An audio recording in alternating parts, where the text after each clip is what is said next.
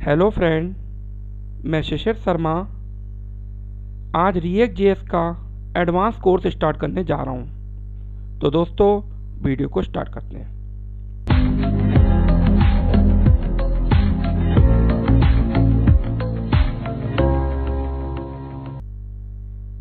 जैसा कि मैंने बोला, रिएक्ट जेएस का एडवांस कोर्स, कहने का मतलब है ये रिएक्ट जेएस का कोर्स उन्हीं लोगों के लिए है जो ऑलरेडी रिएक्ट जेएस में काम कर रहे हैं। कहने का मतलब है मिनिमम 1 ईयर हो चुका है। मतलब मैं इसमें बेसिक लेवल का टॉपिक नहीं बताऊंगा। मैं ये मान के चल रहा हूँ जो ये वीडियो देख रहा है उसको ऑलरेडी रिएक्ट जेएस आता है, बेसिक उनको क्लियर है। ठीक है, तो हो सकता है आप इस वीडियो को देखें और आपको ऐसा लगे कि अच्छा ये टॉपिक क्यों बता रहे हैं, इसका क्या यूज़ है, ऐसा लग सकता है आपको। ठीक है, तो ऐसा आपको ना लगे तो इसके लिए मैं आपको रिकमेंड करूँगा, मेरे चैनल पे एक दूसरी प्लेलिस्ट भी है, वो रिएक्ट जेएस बिगनर्स के लिए, मतलब फ्रेशर्स के लिए है, वो जिन्होंने रिएक्ट जेएस पे कभी काम नहीं किया है। आप पहले उस प्लेलिस्ट को देख लीजिएगा, रिएक्ट जेएस का बेसिक नॉलेज ले लीजिएगा, उसके बाद इस रिएक्ट जेएस की एडवांस प्लेलिस्ट को देखिएगा। तो दोस्तों, अब मैं अपने वीडियो को कंटिन्यू करता हूँ। तो इस वीडियो ट्यूटोरियल में, मतलब इस प्लेलिस्ट में, मैं रिएक्ट जेएस के एडवांस टॉपिक कवर करूँगा। जैसे रिएक्ट जेएस के सारे हुक्स होंगे, जैसे for example use state, use effect, use callback, use context API, इस टाइप के। इसके बाद हम रिडक्स के बारे में बात करेंगे। ठीक है, उसके बाद हम एंट डिज़ाइन के बारे में बात करेंगे। कहने का मतलब है इसमें जो भी टॉपिक होंगे वो सारे एडवांस लेवल के होंगे, बेसिक लेवल के कोई टॉपिक नहीं होंगे। तो दोस्तों, अब मैं अपने वीडियो को कंटिन्यू करता हूँ। तो सबसे पहले हमारा टॉपिक रहेगा आज का use state hook. Use state hook ये बहुत इंपॉर्टेंट टॉपिक है रिएक्ट जेएस का, और ये बहुत ज़्यादा यूज़ भी होता है। मतलब जो बंदा रिएक्ट जेएस में काम करता है आज की डेट में, आज की डेट का मतलब है रिसेंटली, ये 2023 में मैं वीडियो बना रहा हूँ, तो 2023 2022 इस ईयर में जो लोग काम कर रहे हैं रिएक्ट जेएस में, वो लोग यूज स्टेट का यूज़ कर ही रहे होंगे, मतलब। ठीक है, तो बहुत इंपॉर्टेंट टॉपिक है। लेकिन क्या होता है ना कि बहुत से लोग यूज़ कर लेते हैं, कोडिंग कर लेते हैं, प्रोग्राम रन हो जाता है, सब कुछ हो जाता है, पर एक्चुअल में यूज स्टेट होता क्या है, कैसे इंटरनली वर्क कर रहा है, कैसे क्या हो रहा है, वो क्लियर नहीं होता। तो उसी के लिए मैंने वीडियो बनाया है। तो सबसे पहले मैं बात करूँगा कि यूज स्टेट हुक होता क्या है। देखिए, मैं चलिए जैसा मैंने स्क्रीन पे लिखा है, we use it in functional component. जैसा कि आप स्क्रीन पे देख रहे हैं, यूज स्टेट हुक का यूज होता है फंक्शनल कंपोनेंट में। मतलब हमारे रिएक्ट के अंदर एक क्लास कंपोनेंट भी होते हैं, एक फंक्शनल कंपोनेंट भी होते हैं। हम लोग यूज स्टेट का हुक का यूज क्लास कंपोनेंट में नहीं करते हैं, फंक्शनल कंपोनेंट में करते हैं। अब बात यह आती है कि भाई इसकी ज़रूरत क्यों पड़ गई हमें। ठीक है, तो देखिए मैं आपको बताता हूँ, ये यूज स्टेट हुक का काम होता है स्टेट को मेंटेन करना।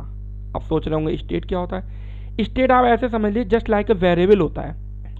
जैसे अगर आपने और भी कोई प्रोग्रामिंग पढ़ी होगी, C++ या जावा वगैरह, कोई भी कोडिंग करी होगी, कोई प्रोग्रामिंग करी होगी, तो उसमें आपने देखा होगा वेरिएबल हम लोग क्रिएट करते थे, और वेरिएबल में क्या होता है, डेटा होता है। ठीक है, जैसे आपने कोई वेरिएबल बनाया, नेम, एज, सिटी, कंट्री, ये सारे वेरिएबल बनाए, उनमें आपने डेटा स्टोर कर दिया फॉर एग्जाम्पल। तो स्टेट का मतलब क्या है, वेरिएबल। तो रिएक्ट में हम इसको स्टेट का नाम दे दिया है हमने। अगर हम बात करें कि मैं एक स्टेट वेरिएबल बना रहा हूं, अगर मैं बोलूं आपको रिएक्ट जेएस में मैं स्टेट वेरिएबल बना रहा हूं, इसका मतलब आप ये समझिए मैं एक वेरिएबल बना रहा हूं। ठीक है, तो यूज स्टेट का काम होता है स्टेट वेरिएबल को क्रिएट करना और उसको अपडेट करना। जैसे हमारा वेरिएबल होता है, हम वेरिएबल क्रिएट करते हैं, उसमें कोई इनिशियल वैल्यू डाल देते हैं, ऐसी स्टेट वेरिएबल क्रिएट करते हैं। उसके बाद हम उस वेरिएबल को अपडेट भी करते हैं, सेम उस तरीके से यहाँ स्टेट को भी अपडेट किया जाता है।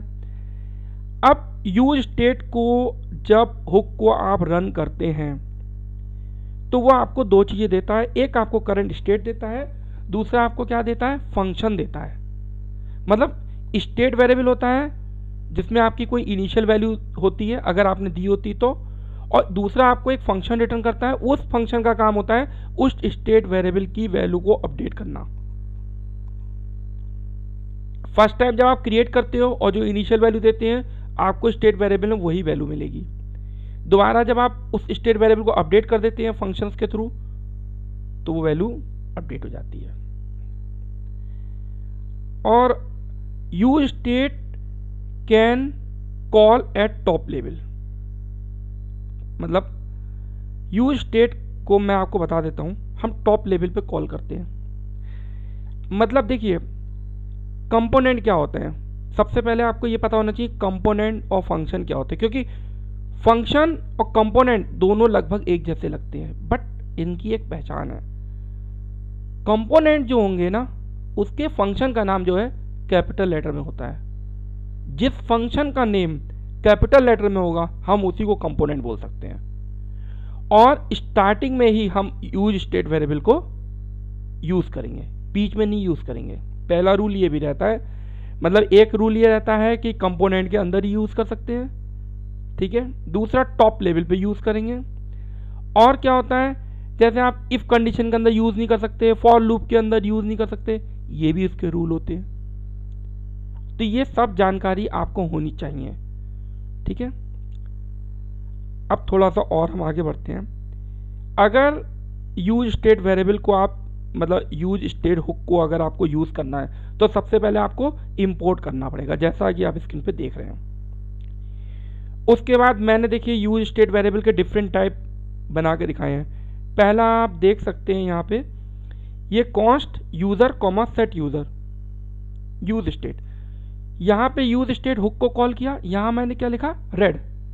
रेड क्या है, स्ट्रिंग है। अगर ये और ये यूजर क्या है, एक वेरिएबल है। अगर इस यूजर वेरिएबल को आप प्रिंट करेंगे तो आपको ये रेड मिलेगा आपको। और आप चाहते हैं इस रेड को ब्लू करना चाहते हैं, इसकी वैल्यू चेंज करना चाहते हैं तो ये सेट यूजर एक फंक्शन है जो इसकी वैल्यू को चेंज करेगा। तो ये वेरिएबल यानी कि करंट स्टेट और फंक्शन जो इसकी स्टेट की वैल्यू को चेंज करता है, ये सब हमें यूज स्टेट देता है। मतलब यहाँ पर क्या होता है, यूज स्टेट ने हमें एक एरे रिटर्न करके दिया और हमने यहाँ पे क्या कर दिया, डीस्ट्रक्चरिंग कर ली। मतलब हमने उनको अलग अलग नाम दे दिया। मतलब कहने का मतलब आप यहाँ पे कोई और नाम भी दे सकते हैं। अब ऐसे ही देख सकते हैं यूज स्टेट जीरो, मतलब पहली लाइन में हम ये कह सकते हैं हमने एक स्टेट वेरिएबल बनाया और उस स्टेट वेरिएबल का नाम है यूजर, उसमें वैल्यू है रेड। दूसरी लाइन में मैंने एक यूजर नाम का बनाया स्टेट वेरिएबल, मतलब नाम आप यहाँ कुछ भी रख सकते हैं, ठीक है, और उसमें क्या है इंटीजर वैल्यू है। तीसरा वाला एक स्टेट वेरिएबल बनाया है, उसमें ब्लैंक रखा है, कोई वैल्यू ही नहीं है। एक में मैंने बूलियन डाल दिया, एक में मैंने एरे डाल दिया है, एक में मैंने जेसन का एक ऑब्जेक्ट डाल दिया। ये जेसन का ऑब्जेक्ट है जिसमें नेम एज सिटी ये पूरा डाला हुआ है। मतलब कितने टाइप से मैंने आपको स्टेट वेरिएबल क्रिएट करके दिखाए, इतने टाइप से हम लोग स्टेट वेरिएबल क्रिएट करते हैं। तो चलो अब दोस्तों मैं अब इसको प्रैक्टिकली करके दिखाता हूं अपनी स्क्रीन पे, तो स्टार्ट करते हैं। अब मैं अपने सिस्टम की स्क्रीन पे आ चुका हूं। जैसा कि आप देख सकते हैं मैंने फ्रेश रिएक्ट ऐप इंस्टॉल किया हुआ है और जिसको मैंने रन भी कर दिया है, जो कि ब्राउज़र पे चल रहा है। तो अब हम स्टार्ट करेंगे यहाँ से app.js से। ये app.js देख रहे हैं, मैं ऐसा करता हूँ इसमें पहले सब कुछ डिलीट कर देता हूँ। ये डिलीट कर दिया और मैं यहाँ पे लिख देता हूँ शिशिर, ठीक है, और इसको भी हटा देता हूँ। इसको जब यूज़ नहीं कर रहा हूँ तो इसको भी हटा देता हूँ। जो यूज़ नहीं कर रहा था वो सब हटा दिया है। ये लिख के आ गया शिशिर। अब हम लोग यूज स्टेट पे काम करेंगे। इंपोर्ट रिएक्ट यूज स्टेट, ठीक है, ये देखिए इसको हमने कर लिया। तो फ्रेंड्स ये है हमारा कंपोनेंट। क्योंकि ये देखिए कैपिटल लेटर से स्टार्ट हो रहा है। अभी देखिए मैं एक और बना लेता हूँ, मान लो कोई ये और शो, देखिए बिल्कुल सेम एक जैसे हैं, जैसे बाहर का फंक्शन है वैसे मेरे इनर फंक्शन है, मतलब जैसे मैंने बाहर फंक्शन बनाया वैसे मैंने अंदर भी एक फंक्शन बना रखा है, सेम फंक्शन है, बट इसको हम लोग कंपोनेंट नहीं बोलेंगे क्योंकि ये स्मॉल लेटर से स्टार्ट, अगर ये कैपिटल लेटर से होता तो हम इसको कंपोनेंट बोल सकते थे। ठीक है, तो एक बात तो ये थी जो आपको याद रखनी है। अब सबसे पहले मैंने क्या बोला, स्टार्टिंग में करेंगे, क्या करेंगे स्टार्टिंग में, मतलब लिखेंगे, अब मैं स्टेट वेरिएबल बना रहा हूँ, ठीक है, कॉन्स्ट सपोज मैंने बना लिया नम नाम से, ठीक है, और लिख लिया सेट नम, ठीक है, यूज स्टेट मैंने इसमें डाल दिया 0, या सपोज मैं इसमें एक वैल्यू डाल देता हूँ 5, ये मैंने स्टेट वेरिएबल बना लिया। ठीक है, कहने का मतलब है जब आपका जहाँ कंपोनेंट की स्टार्टिंग होती है ठीक उसके नीचे स्टार्टिंग में ही आपको यूज स्टेट वेरिएबल बनाना होता है, पहला रूल ये। दूसरा रूल ये कि ऐसा कभी मत करिएगा कि कोई इफ ब्लॉक बना दे इस तरीके से और उसके अंदर आप इसको बना दें, ये भी कभी नहीं कर सकते हैं आप, ऐसा भी नहीं कर सकते हैं। ठीक है, कोई फॉर लूप वगैरह उसके अंदर भी नहीं बना सकते हैं, किसी फंक्शन के अंदर भी नहीं बना सकते हैं। ये हमेशा, अंडू कर रहा हूँ मैं, ये हमेशा कंपोनेंट जब बनाते हैं कंपोनेंट की स्टार्टिंग में ही टॉप लेवल पे जो मैंने बोला था वहाँ से बनता है। अब देखिए ये नम है, अब आप इसको प्रिंट करना चाहें तो क्या करेंगे, एक तरीका है आप कंसोल कर लीजिए, कंसोल डॉट लॉग कर लीजिए और नम में वैल्यू देख लीजिए।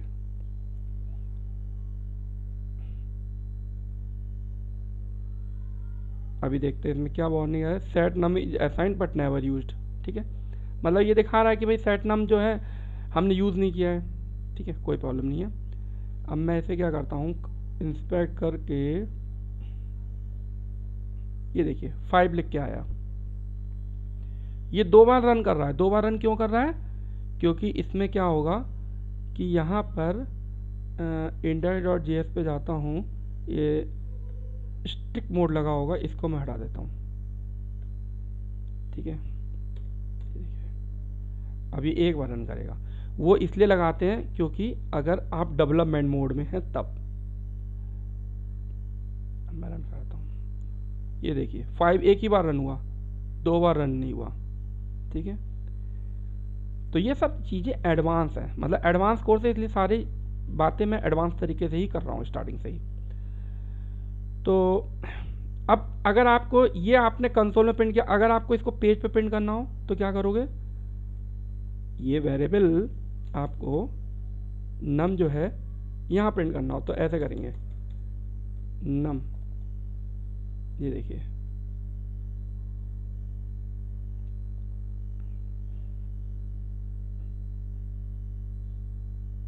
ये देखिए ये 5 प्रिंट हो गया, ये कंसोल में भी प्रिंट हो रहा है 5 और पेज पे भी प्रिंट हो गया। अब हम चाहते हैं इसकी वैल्यू चेंज करना चाहते हैं, नम की वैल्यू, तो हमारे पास एक फंक्शन होता है सेट नम, सेट नम फंक्शन होगा, इसके अंदर आप लिख लीजिए 10, तो ये 10 हो जाएगा। ठीक है, चलिए करके देखते हैं क्या होता है। इसे मैं रिफ्रेश करता हूँ, ये देखिए ये एरर आ रही है, ये एरर ये आ रही है कि आप डायरेक्टली इसे कॉल नहीं करेंगे, ये जो फंक्शंस होता है इसको इस तरीके से डायरेक्टली नहीं कॉल किया जाता है। ठीक है, मैंने आपको इसलिए बताया कि आपको पता चले। यहाँ पे अब मैं क्या करूँगा, एक बटन बना लेता हूँ।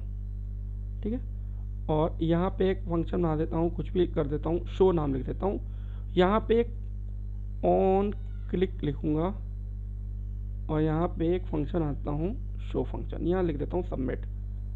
ठीक है, सबमिट लिख देता हूँ और इसको मैं शो नाम के फंक्शन में कॉल करूँगा, कॉन्स्ट लिखा शो,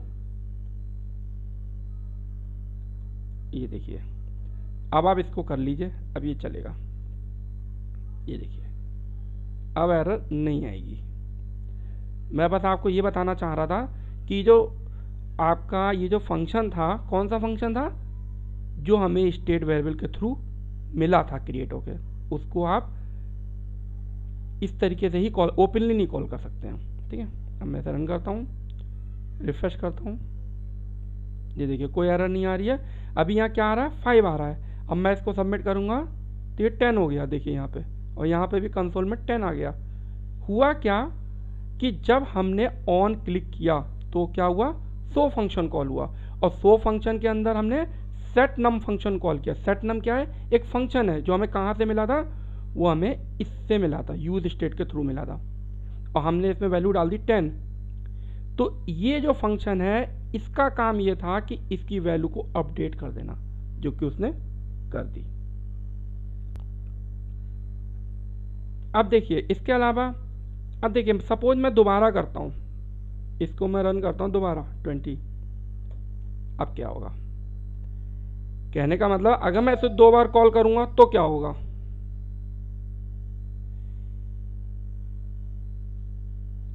रिफ्रेश किया,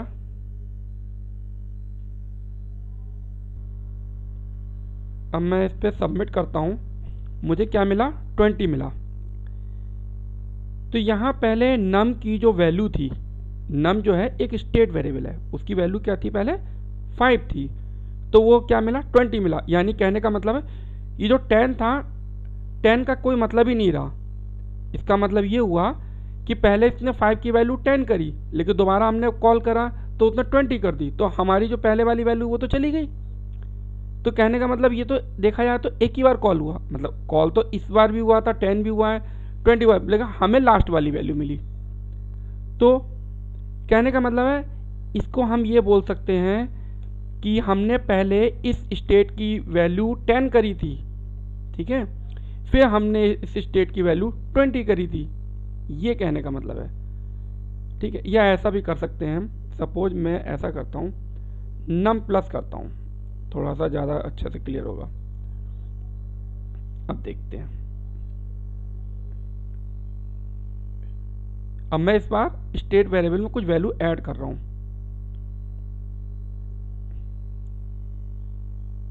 ठीक है, 25 हुआ, जबकि अब और ज़्यादा अच्छे से क्लियर होगा, नम में 5 था, मैंने नम में 10 जोड़ा यानी कि 15 होना चाहिए, और फिर नम में 20 होना चाहिए यानी कि 35 होना चाहिए, बट यहाँ पर क्या मिल रहा है हमें, 25 मिल रहा है, यानी कि पहले वाली जो ये था जो थी ये स्टेट की वैल्यू चली गई।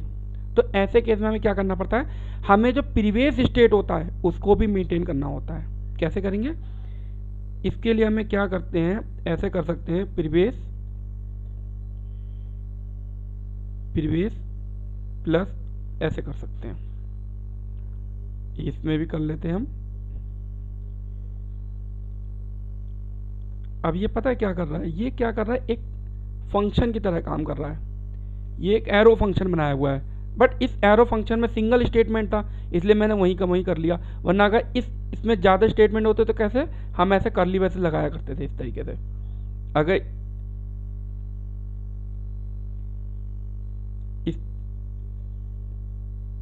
इस तरीके से, ठीक है। तो ये एरो फंक्शन ही है, अगर देखेंगे तो ये इस तरीके से एरो फंक्शन है, ये देखिए। अभी इसके अंदर और भी लाइनें होती तो ये एरो फंक्शन ही है, ठीक है। मैं अंडू कर लेता हूँ, मैं बस आपको दिखा रहा था कि एरो फंक्शन ही है, बट ये सिंगल लाइन का था इसलिए हमें कर्ली ब्रेसेस नहीं लगानी पड़ी। तो अब यहाँ पर क्या होगा, ये क्या करेगा, ये क्या करेगा, प्रीवियस का यहाँ पे आप कोई भी नाम लिख सकते हो, ठीक है। यहाँ PREV का मतलब हो रहा है वो इन नम की बात कर रहे हैं। यहाँ पे इसने 5 में 10 जोड़ के 5 अपडेट कर दिया, मतलब यहाँ पे क्या कर दिया, इस फंक्शन ने वैल्यू रिटर्न कर दी। स्टेट में हमने एक नई वैल्यू ऐड करी, उसने स्टेट में वैल्यू रिटर्न कर दी, तो इसलिए हमारे पास 10 पहुँच गया। दोबारा हमने फिर प्रीवियस में जो वैल्यू थी 10 + 20, मतलब 5 + 10 15 हुआ, फिर 15 + 20 35। अब देखिए हमें 35 मिलेगा।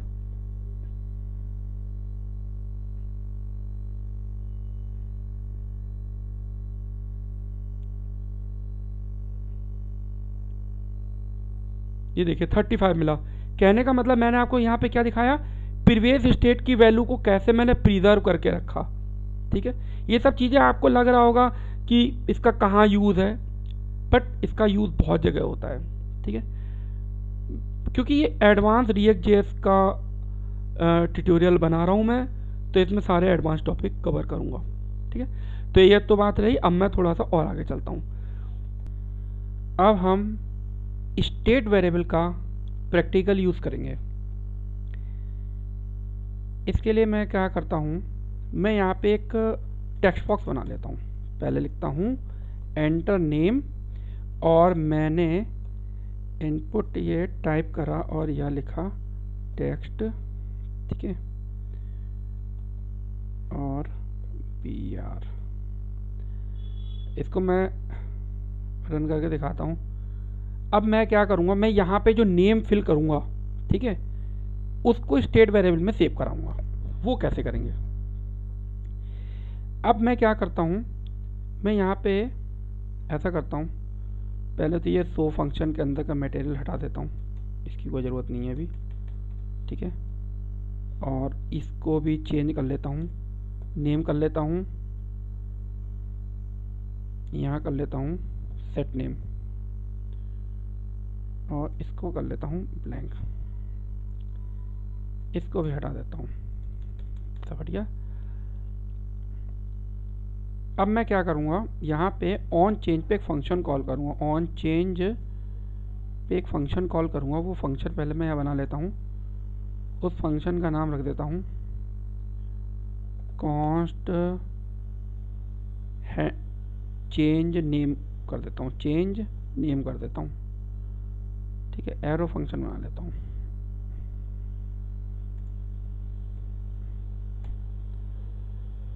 अब यहाँ पे सेट नेम फंक्शन कॉल करूँगा, ठीक है। अब होगा क्या, यहाँ पे मैं चेंज नेम फंक्शन को कॉल करूँगा। जब मैं इस टेक्स्ट बॉक्स में कुछ चेंज करूँगा, कहने का मतलब जब मैं कुछ लिखूँगा, अपना नाम लिखूँगा, कुछ भी लिखूँगा,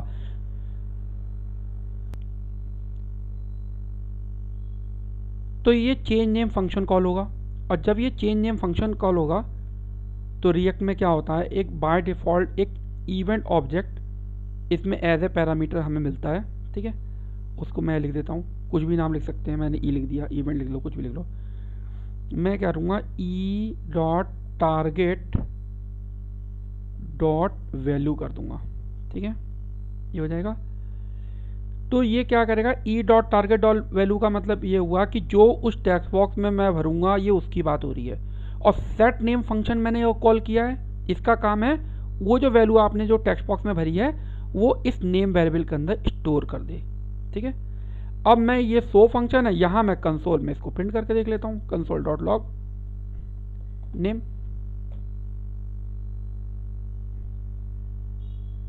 देखिए। अब मैं इसको रिफ्रेश कर लेता हूँ एक बार। मैंने लिखा यहाँ पे शिशिर नाम और सबमिट किया, ये देखिए शिशिर हमें यहाँ मिल गया। मैं कुछ और नाम लिख के देख लेता हूँ, राजेश कुमार, ये देखिए राजेश कुमार मिल गया, ठीक है। तो ये था हमारे स्टेट वेरिएबल का प्रैक्टिकली यूज़, ठीक है। अब चलिए मैं एक वेरिएबल और बनाता हूँ, मैं आपको एक चीज़ और दिखाता हूँ। मान लो आपको 2 बनाने पड़े तो क्या करेंगे, एंटर एज, ठीक है, और यहाँ अब हम एक एज नाम का बनाएंगे, ठीक है, और इसको भी ऐसे ही बनाएंगे एक और,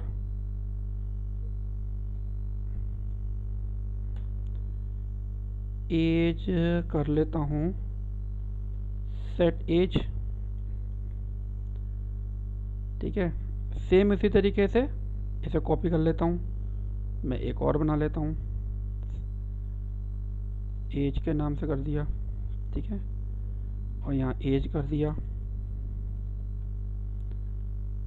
मतलब जैसा नेम का संग किया वैसी एज का संग किया। देखिए फॉर्म पे तो बहुत सारी वैल्यू होती है ना, नेम है, एज है, सिटी है, जेंडर है, बहुत सारे होते हैं। तो मैं 2 वैल्यू करके दिखा रहा हूँ, एक अब उससे और console log, console dot log as.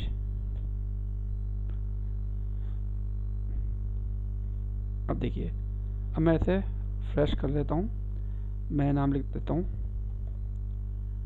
ठीक है, और सबमिट करता हूँ। ये देखिए शिशिर और एज ये दोनों वैल्यू में मिल गई। इसी तरीके से अगर आपको फॉर्म पे और भी वैल्यू चाहिए, जैसे नेम और एज किया, कंट्री है, ईमेल है, एड्रेस है, बहुत सारी चीज़ चाहिए।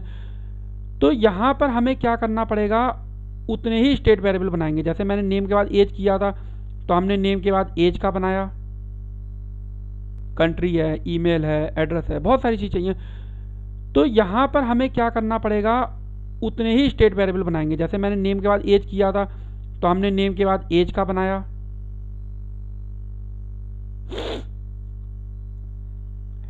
तो ये चेंज नेम बनाया, ऐसी चेंज एज बनाया। तो अब आप सोचिए कि अगर आपके फॉर्म पे यहाँ पे मान लीजिए अभी 2 ही फील्ड हैं, अगर यहाँ पे 10 फील्ड हो जाएं, तो इसका मतलब तो ये हुआ कि आपको 10 स्टेट वेरिएबल बनाने पड़ेंगे और 10 चेंज नेम जैसे चेंज एज ऐसे करके 10 बनाने पड़ेंगे। ठीक है, तो वो चीज़ ठीक नहीं है। ठीक है, तो अब मैं आपको इसका दूसरे तरीके से बताता हूँ। इसके लिए हम लोग क्या करेंगे, हम ऐसा नहीं करेंगे, हम एक सपोज यूज़र की बात ले लेते हैं। यहाँ मैं करता हूँ, एक बना लेता हूँ यूज़र नाम का और इसे कर देता हूँ सेट यूज़र। मतलब अभी क्या कर रहे थे, स्टेट वेरिएबल के अंदर हम क्या कर रहे थे, एक एक स्ट्रिंग स्टोर कर रहे थे। अब हम क्या करेंगे, एक जेसन का ऑब्जेक्ट स्टोर कर देंगे। ठीक है, देखिए मैं जेसन का ऑब्जेक्ट बनाता हूँ, ये जेसन हो गया। अब आपकी मर्जी, आप इसमें कुछ वैल्यू डालना चाहो वैल्यू डाल भी सकते हो, यहाँ वैल्यू भी लिख सकते हो और ब्लैंक भी छोड़ सकते हो। मैंने ये बनाया नेम और एज, 2 ही बना लेता हूँ, बढ़ा लेंगे बाद में, 2 बना लिए। अब हमें क्या करना है, अब हमें इनको अपडेट करना है। तो अब हम क्या करेंगे, ये हैंडल चेंज के नाम से बना लेता हूँ, मतलब नाम कुछ भी रख लो, हैंडल चेंज बना लेता हूँ। और अब हमें 2 नहीं बनाने पड़ेंगे, अब हमें एक ही बनाना पड़ेगा और इसको भी यहीं कॉल करना पड़ेगा, हैंडल चेंज। ठीक है, और अब मैं क्या करूँगा, ये 2 नहीं बनाऊँगा, अब ये 1 बनाऊँगा और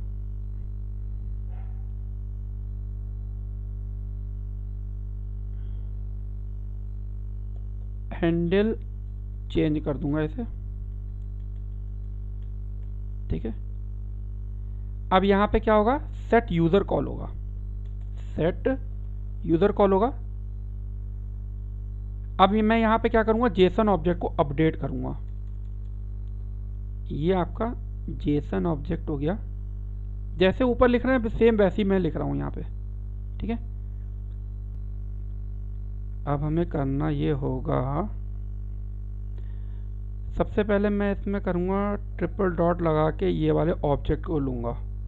ट्रिपल डॉट यूज़र लगाने से क्या होगा, ये पूरा ऑब्जेक्ट इसके अंदर पहुँच जाएगा। ठीक है, फिर कॉमा करके दूसरे में मैं करूँगा E dot target dot name और यहाँ कर दूँगा E dot target dot value, ये करूँगा। अब उसके बाद मैं यहाँ पे क्या करूँगा, जो वैल्यू है वैल्यू को ब्लैंक नहीं छोड़ूंगा। ठीक है, वरना प्रॉब्लम आ सकती है, प्रॉब्लम ही आएगी, क्योंकि वैल्यू ज़रूरी है ना यहाँ पे, क्योंकि जो वैल्यू हम टाइप करेंगे वो इसमें अपडेट भी होनी चाहिए। ठीक है, इसलिए ज़रूरी है।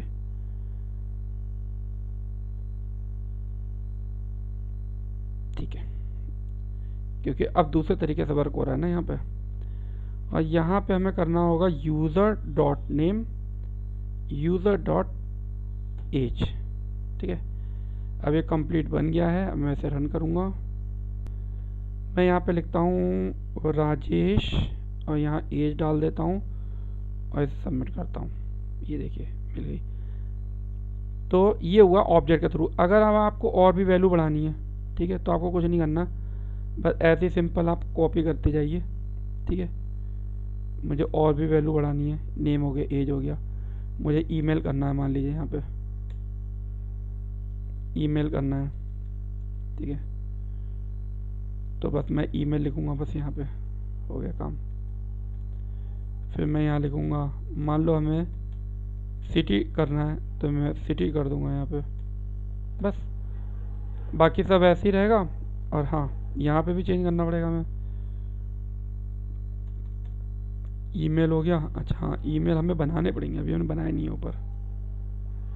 ईमेल हो गया, सिटी, मतलब ये दोनों हमें अपने जेसन ऑब्जेक्ट में अपडेट भी करने पड़ेंगे ऊपर। मैं यहाँ पे जाके अपडेट भी कर देता हूँ ईमेल, और हो गया सिटी। मतलब ऑब्जेक्ट के थ्रू कर रहे हैं ना, तो कितना इजीली हमने कर लिया। अब ये अलग अलग वेरिएबल थे, कितने सारे यूज स्टेट बनाने पड़ रहे थे, कितने सारे फंक्शन बनाने पड़ रहे थे। अब क्या हो रहा है, बस एक ही हैंडल चेंज फंक्शन से काम चल रहा है हमारा। ठीक है, यहाँ पे हमने सेट यूज़र को कॉल किया है, पहले पैरामीटर में ट्रिपल डॉट यूज़र लगा दिया। ट्रिपल डॉट यूज़र का मतलब क्या हो रहा है, ट्रिपल डॉट यूज़र का मतलब हुआ इसकी बात हो रही है, ये मिलेगा आपको। ठीक है, अगर मैं इसको आपको कंसोल करके दिखाऊंगा तो आपको यही मिलेगा। ठीक है, वो भी मैं अभी आपको दिखा देता हूँ। पहले इसे चला के देखता हूँ चल रहा है नहीं चल रहा है। रिफ्रेश करूँगा और चलो मैं यहाँ पे इसे क्लीन कर देता हूँ। मैं यहाँ पे वैल्यू लिखता हूँ राजेश, एज लिख दी, ईमेल आईडी लिख दी, और सिटी लिख दी मैंने, सबमिट कर दिया। ये इसलिए नहीं हो रहा है क्योंकि मैंने कंसोल में इनको प्रिंट नहीं किया है। ठीक है, मैंने इनको प्रिंट नहीं किया है। Console dot log user dot email, console dot log user dot city. ठीक है, ये मिलेंगे आपको वैल्यू। मैं इसको सबमिट कर देता हूँ, रिफ्रेश कर देता हूँ, अब सबमिट करता हूँ। नेम, एज, ईमेल और सिटी, देखो सारी वैल्यू मिल गई। अभी देखो मैं अभी और आपको थोड़ा सा कोड क्लियर कर देता हूँ। यहाँ पे मैं ना कंसोल करके दिखाता हूँ, कंसोल डॉट लॉग करूँगा और ये दिखाता हूँ ट्रिपल इसमें है क्या, ट्रिपल डॉट यूज़र में है क्या, ये दिखाता हूँ। ठीक है, इसमें देखो आप,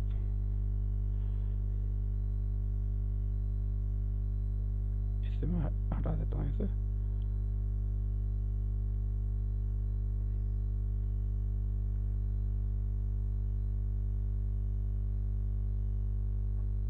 एक बार मुझे ना इसको रिफ्रेश करना पड़ेगा।